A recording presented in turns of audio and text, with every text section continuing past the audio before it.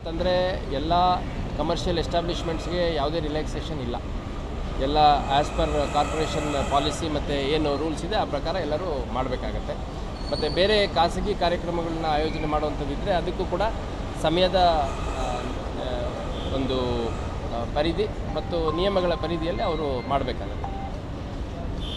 ಅಂಥದ್ದು ಯಾವುದೇ ಕಾರಣಕ್ಕೂ ಮದ್ಯಪಾನ ಮಾಡಿ ವಾಹನವನ್ನು ಚಲಾಯಿಸಬಾರ್ದು. ಯಾಕೆಂದರೆ ಅದರಲ್ಲಿ ನಿಮಗೆ ತೊಂದರೆ ಆಗೋದ್ರ ಜೊತೆಗೆ ಅಮಾಯಕರು ತೊಂದರೆ ಆಗುವಂಥ ಸಾಧ್ಯತೆ ಇರುತ್ತೆ. ಮತ್ತು ನಮ್ಮಲ್ಲಿ ಸಾಕಷ್ಟು ಫ್ಲೈಓವರ್ಸು ಮತ್ತು ಓವರ್ ಬ್ರಿಡ್ಜಸ್ ರೀತಿಯಲ್ಲಿದ್ದಾವೆ. ಅಲ್ಲಿ ಎಲ್ಲೆಲ್ಲಿ ಟ್ರಾಫಿಕ್ಕು ಸಂಚಾರ ರೆಸ್ಟ್ರಿಕ್ಟ್ ಮಾಡಬೇಕು ಅನ್ನೋಂಥದ್ದನ್ನು ಒಂದು ಅಡ್ವಾನ್ಸ್ ಮಾಹಿತಿ ಮಾಧ್ಯಮದವ್ರಿಗೂ ಕೊಡ್ತೀವಿ, ಸಾರ್ವಜನಿಕರಿಗೂ ಕೊಡ್ತೀವಿ. ಆ ಪ್ರಕಾರ ಯಾವುದೇ ಟ್ರ್ಯಾಕ್ ರೇಸು ಅಥವಾ ಬೈಕ್ ರೇಸು ಮಾಡೋವಂಥದ್ದು, ವೀಲಿಂಗ್ ಮಾಡೋವಂಥದ್ದು ಇದು ಯಾವುದಕ್ಕೂ ಅವಕಾಶ ಇಲ್ಲದ ರೀತಿಯಲ್ಲಿ ಕೆಲವು ಏರಿಯಾಗಳಲ್ಲಿ ಬ್ಯಾರಿಕೇಡ್ ಹಾಕ್ಬಿಟ್ಟು ಆ ರೋಡ್ಗಳನ್ನ ವಾಹನ ಮೂವ್ಮೆಂಟಿಗೆ ರೆಸ್ಟ್ರಿಕ್ಷನ್ ಮಾಡೋದ್ರ ಮುಖಾಂತರ ಯಾವುದೇ ಅಪಘಾತಗಳಾಗದ ರೀತಿಯಲ್ಲಿ ನಾವು ಕ್ರಮ ಜರುಗಿಸ್ತೀವಿ. ಈಗಾಗಲೇ ಸುಮಾರು 5 ನಮ್ಮ ಕಮಿಷನರೇಟ್ ಬಾರ್ಡರ್ಗಳಲ್ಲಿ ಚೆಕ್ ಪೋಸ್ಟ್ಗಳನ್ನು ಹಾಕಿದ್ದೇವೆ. ವಾಹನಗಳ ತಪಾಸಣೆ ಇರ್ಬೋದು ಅಥವಾ ಮದ್ಯಪಾನ ಮಾಡಿ ವಾಹನ ಚಲಾಯಿಸುವಂಥವ್ರ ತಪಾಸಣೆ ಇರ್ಬೋದು, ಅದನ್ನು ಮಾಡಲಿಕ್ಕೆ.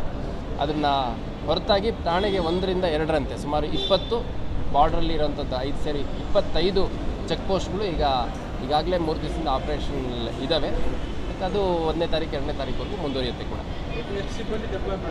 ಸಿಬ್ಬಂದಿ ನಮ್ಮ ಕಮಿಷನರೇಟ್ ವ್ಯಾಪ್ತಿಯ ಪ್ರತಿಯೊಬ್ಬ ಸಿಬ್ಬಂದಿಗಳು, ಇನ್ಕ್ಲೂಡಿಂಗ್ ನಮ್ಮ ಕಮಿಷನರ್ ಆಫೀಸಲ್ಲಿ ಇರುವಂಥ ಸ್ಪೆಷಲ್ ಯೂನಿಟ್ಸ್ಗಳಿರುವಂಥ ಸಿಬ್ಬಂದಿಗಳನ್ನು ಕೂಡ ತಗೊಂಡು ನಾವು ಠಾಣಾವಾರು ನಿಯೋಜನೆ ಮಾಡಿದ್ದೇವೆ.